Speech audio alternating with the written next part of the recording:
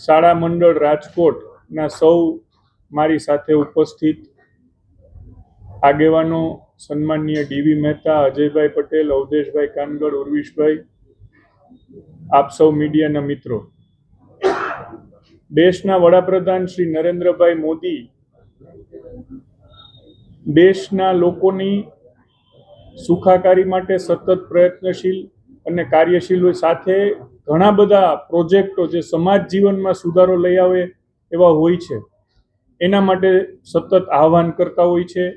છેલ્લો એમનો મન કી બાતનો એપિસોડમાં પણ એમણે આ સતત આહવાન કર્યું છે. રાજકોટ કોર્પોરેશન પણ આવા જ એક ગંભીર ધાર્મિક શ્રદ્ધા સાથે જોડાયેલા અને પર્યાવરણને ત્યાર પછી નુકસાન કરતા વિષય માટે થોડી જાગૃત થઈ અને રાજકોટના શહેરીજનોની માટે પર્યાવરણ જાગૃતિનો વિષય લઈ આવવા માંગે છે. આગામી દિવસોમાં, આગામી સપ્ટેમ્બર મહિનામાં ગણપતિ મહોત્સવ ચાલુ થશે. રાજકોટ, ગુજરાત અને સમગ્ર દેશમાં ગણપતિ મહોત્સવ શ્રદ્ધાળુઓ માટે બહુ મોટા ઉત્સવનો વિષય હોય છે.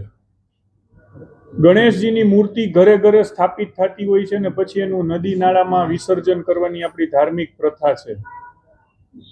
આને લીધે ગણપતિ મહોત્સવ પછી પાણીના આપણા સમગ્ર માળખાને, નદી, જળાશયો, તળાવોને ખૂબ નુકસાન જતું હોય છે, કારણ કે મૂર્તિ જે પીઓપીમાંથી બનાવેલી હોય છે. અને આ વિષય આપણા સૌના ધ્યાનમાં છે, પરંતુ ક્યાંક ને ક્યાંક એની ગંભીરતા ધાર્મિક માન્યતાને લીધે ઓછી થઈ હોય છે.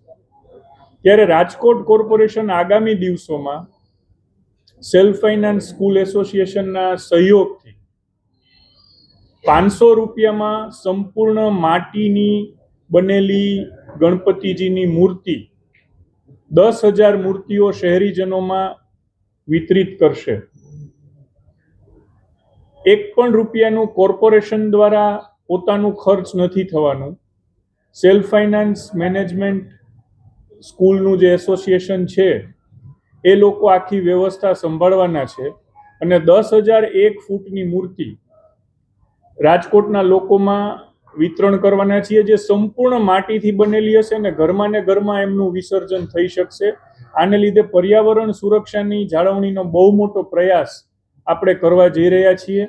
માત્ર 500 રૂપિયાના ટોકન દરે 1 ફૂટની સંપૂર્ણ માટીમાંથી બનેલી મૂર્તિનું વિતરણ રાજકોટ કોર્પોરેશન સેલ્ફ ફાઇનાન્સ શાળા મંડળના સહયોગથી કરવાનું આયોજન કરી રહ્યું છે. આ માટે સૌ શહેરીજનોને વિનંતી છે કે આપ આ મૂર્તિનો ઉપયોગ કરજો, અથવા તો તમને જે સારી લાગે એ સંપૂર્ણ માટીની મૂર્તિનો ઉપયોગ કરજો, જેથી ઘરમાં ને ઘરમાં ટબમાં પણ આપ એનું વિસર્જન કરો ને માટી છે તમે કુંડામાં કે એમાં નાખી શકો. આના જ એક ભાગ રૂપે આપણે ઘરે ઘરે કુંડા વિતરણનો ગઈકાલે કાર્યક્રમ કર્યો છે કે રાજકોટના શહેરીજનોને સંપૂર્ણ ફ્રી રોપા વિતરણ આપણે આપી રહ્યા છીએ અને ખૂબ સારો લોકોમાં એમાં પ્રતિસાદ મળી રહ્યો છે. આશરે 20,000 થી વધારે રોપાનું વિતરણ કોર્પોરેશન કરવાનું છે અને 10,000 આ મૂર્તિ, એટલે પર્યાવરણની દિશામાં, જળ સ્વચ્છતા અને જાળવણીની દિશામાં રાજકોટ કોર્પોરેશન એક ઇનિશિયેટિવ લઈ રહ્યું છે. તો સૌ રાજકોટવાસીઓને વિનંતી છે કે આમાં સહકાર આપે અને માટીની મૂર્તિનો પ્રયોગ કરે.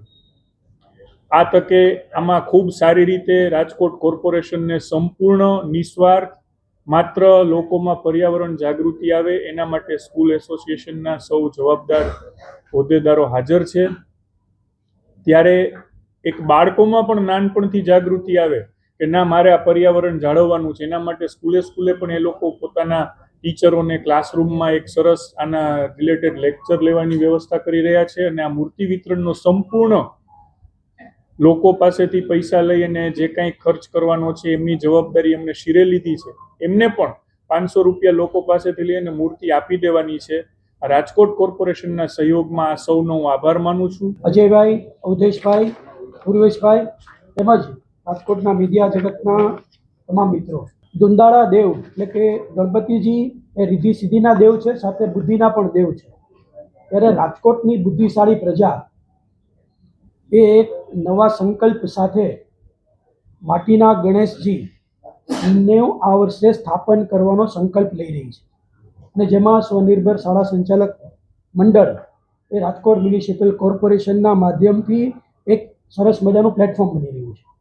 ત્યારે આપણે જોઈએ છીએ કે હજારોની સંખ્યામાં પરિવારો એ પ્લાસ્ટર ઓફ પેરિસ એટલે પીઓપીના ગણેશજી છે એનું સ્થાપન કરતા હોય અને એનું વિસર્જન થયા બાદની જે પરિસ્થિતિ છે, કેમ કે આપણે જાણીએ છીએ કે પીઓપી છે એને ઓગળતા 6 મહિના જેટલો સમય લાગે છે. બીજું કે પીઓપીથી પીએચ એટલે કે પોટેન્શિયલ ઓફ હાઇડ્રોજન એનું પ્રમાણ છે ડિસ્ટર્બ થાય અને આજી ડેમ છે, રાંદડા ડેમ છે કે ન્યારી ડેમ છે, લાલપરી અથવા ક્યાંય પણ એનું વિસર્જન થાય તો એમાં માછલાઓ એ પુષ્કળ પ્રમાણમાં મરવાની શક્યતા રહે છે. ત્યારે માટીના ગણેશજી એટલે ધર્મની સાથે સ્વચ્છતા અને પર્યાવરણ, જેમ માન્ય મેયરશ્રીએ વાત કરી એમ કે વડાપ્રધાન શ્રી નરેન્દ્રભાઈ મોદીનો સ્વચ્છતા માટેનો જે સંકલ્પ છે, પર્યાવરણની જાળવણી માટેનો જે સંકલ્પ છે, એના સંકલ્પને આગળ વધારવા માટેનું આ એક અભિયાન છે. અમે રાજકોટની તમામ જનતાને વિનંતી કરીએ છીએ, અમારા તમામ વિદ્યાર્થીઓ વાલીઓ લગભગ 1.5 લાખથી વધુ વિદ્યાર્થીઓ સ્વનિર્ભર શાળા સંચાલક મંડળ સાથે જોડાયેલા છે. 15,000થી વધારે શિક્ષકો જોડાયેલા છે અને લગભગ 900થી વધારે રાજકોટ જિલ્લાની સ્કૂલો છે. ત્યારે એમના માધ્યમથી અમે એક ઘર સુધી પર્યાવરણની જાળવણીનો સંદેશ એ આ ગણેશજીની માટીની મૂર્તિના સ્થાપન દ્વારા કરવા માંગીએ છીએ. માન્ય મેયરશ્રીને હું એક નમ્ર સૂચન પણ કરીશ કે જો વોર્ડ વાઇઝ ક્યાંય કૃત્રિમ આ વિસર્જનની વ્યવસ્થા, પાણીના કુંડની વ્યવસ્થા થઈ શકે ક્યાંય પણ, તો એવી વ્યવસ્થા પણ થાય તો જેથી કરીને ત્યાં એ જગ્યાએ સામૂહિક ગણેશજીનું વિસર્જન પણ થઈ શકે અને આપણે પર્યાવરણનો વધારે સારી રીતે બચાવ કરી શકીએ. આ તકે રાજકોટની જનતાને રાજકોટ મહાનગરપાલિકા તેમજ સ્વનિર્ભર શાળા સંચાલક મંડળ વતી હું ફરી એક વખત અપીલ કરીશ કે આપ સૌ આગળ આવો, સાથે મળી અને આપણે આપણો ધર્મ પણ દિલથી, સ્વચ્છતા પણ દિલથી અને પર્યાવરણ પણ દિલથી એનું સંરક્ષણ કરીએ અને સાથે મળી અને સમગ્ર દેશને એક સારો મેસેજ આપીએ અને રાજકોટ શહેર ફરીથી સ્વચ્છતામાં એ 1 થી 5 નંબરમાં સમગ્ર ભારતમાં આવે એ પ્રકારના પ્રયત્ન સાથે મળીને કરીએ એવી સૌને અપેક્ષા. મીડિયાને પણ હું એક ખાસ વિનંતી કરીશ કે આપ પણ આ જે સંકલ્પ છે એનો પ્રચાર પ્રસાર એક ઘર સુધી, એક લોકો સુધી સફળતાપૂર્વક અને ખૂબ જ એક ઉગ્રતાપૂર્વક કરો, જેથી કરી અને એક ઘર સુધી આપણો આ મેસેજ પહોંચી શકે. 10,000 મૂર્તિઓનું વિતરણ એક પ્રતીક છે. આવનારા દિવસોમાં સ્વચ્છતા માટેના અન્ય પણ કાર્યક્રમો, પર્યાવરણની જાળવણી માટેના પણ અન્ય કાર્યક્રમો પણ મહાનગરપાલિકાની સાથે રહી અને સ્વનિર્ભર શાળા સંચાલક મંડળ કરશે. આ તકે હું મેયરશ્રીનો પણ ખૂબ ખૂબ આભાર માનીશ. એમને આ સરસ મજાની એક રાજકોટ શહેરને મુહિમ ઉપાડી છે સ્વચ્છતા માટેની, પર્યાવરણની જાગૃતિ માટેની.